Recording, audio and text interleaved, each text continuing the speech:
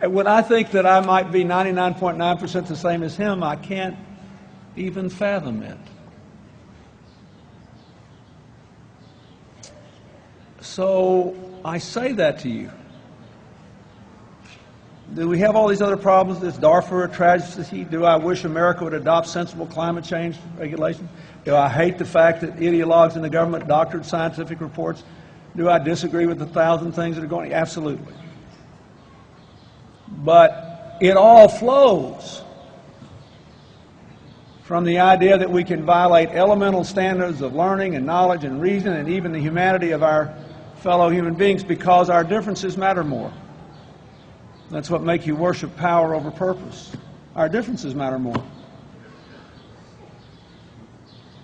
One of the greatest things that's happened to me in the last few years is doing all this work with former President Bush. You know, I ought to be doing this. I'm healthy and not totally antiquated. He's 82 years old, still jumping out of airplanes and still doing stuff like this.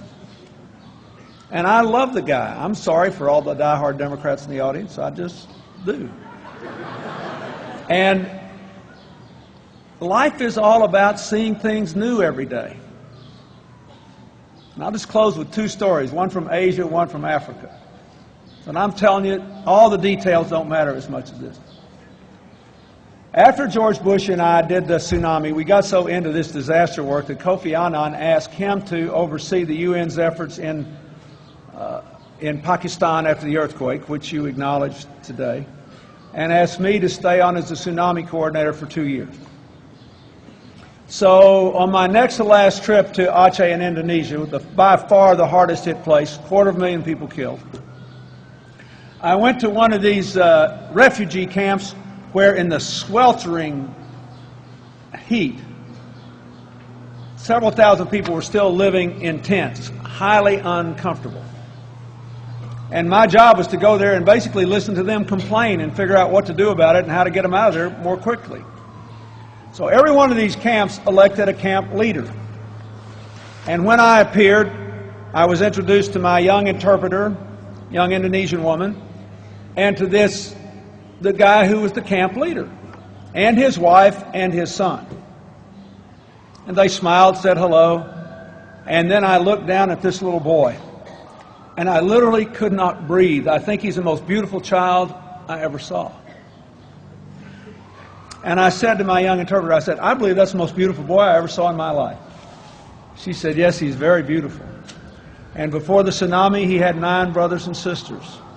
And now they're all gone. So the wife and the son excused themselves. And the father, who had lost his 9 children, proceeded to take me on a 2-hour tour of this camp. He had a smile on his face. He never talked about anything but what the people in that camp needed. He gave no hint of what had happened to him and the grief that he bore. We get to the end of the tour. It's the health clinic in the camp. I look up, and there is his wife, a mother who'd lost 9 of her 10 children, holding a little bitty baby less than a week old, the newest born baby in the camp. And she told me, I'm going to get in trouble for telling this. She told me that in Indonesian culture, when a woman has a baby, she gets to go to bed for 40 days and everyone waits on her hand and foot. She doesn't get up, nothing happens. And then on the 40th day, the mother gets up out of bed, goes back to work and doing her life, and they name the baby. So this child was less than a week old. So this mother who had lost her 9 children is here holding this baby, and she says to me, this is our newest born baby,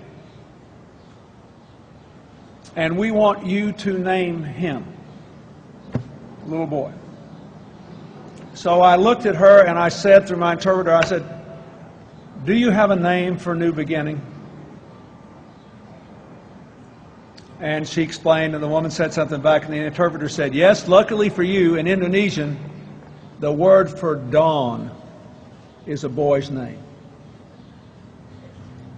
And the mother just said to me, we will call this child Dawn, and he will symbolize our new beginning. You shouldn't have to meet people that lose 9 of their 10 children, cherish the one they got left, and name a newborn baby Dawn, to realize that what we have in common is more important than what divides us.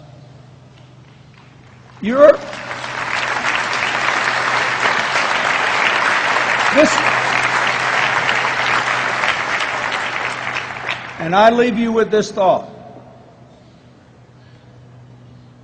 When Martin Luther King was invited here in 1968, the country was still awash in racism.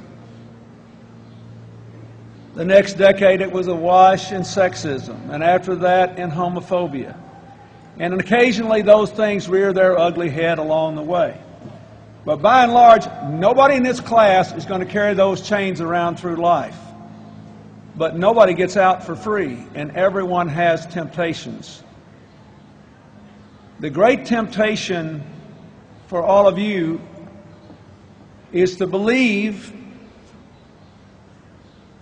that the 1/10 of 1% of you which is different and which brought you here and which can bring you great riches or whatever else you want is really the sum of who you are, and that you deserve your good fate and others deserve their bad one. That is the trap into which you must not fall. Warren Buffett's just about to give away 99% of his money because he said most of it he made because of where he was born and when he was born. It was a lucky accident.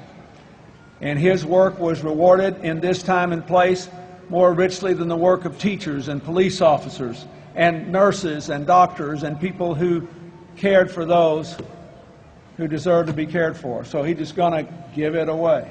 And still, with less than 1% left, have more than he could ever spend. Because he realizes that it wasn't all due to the 1/10 of 1%. And that his common humanity requires him to give money to those for whom it will mean much more. In the Central Highlands in Africa where I work, when people meet each other walking, nearly nobody rides, when people meet each other walking on the trails, and one person says, "Hello, how are you? Good morning." The answer is not, "I'm fine, how are you?" The answer translated into English is this: "I see you." Think of that. I see you. How many people do all of us pass every day that we never see? You know, when we all haul out of here, somebody's going to come in here and fold up 20-something thousand chairs and clean off whatever mess we live here and get ready for tomorrow. And then after tomorrow, somebody will have to fix that. Many of those people feel that no one ever sees them. I would never have seen the people in Aceh in Indonesia if a terrible misfortune had not struck. And so I leave you with that thought. Be true to the tradition of the great people who have come here. Spend as much of your time and your heart and your spirit as you possibly can thinking about the other 99.9%. See everyone and realize that everyone needs new beginnings. Enjoy your good fortune. Enjoy your differences. But realize that our common humanity matters much, much more. God bless you and good luck.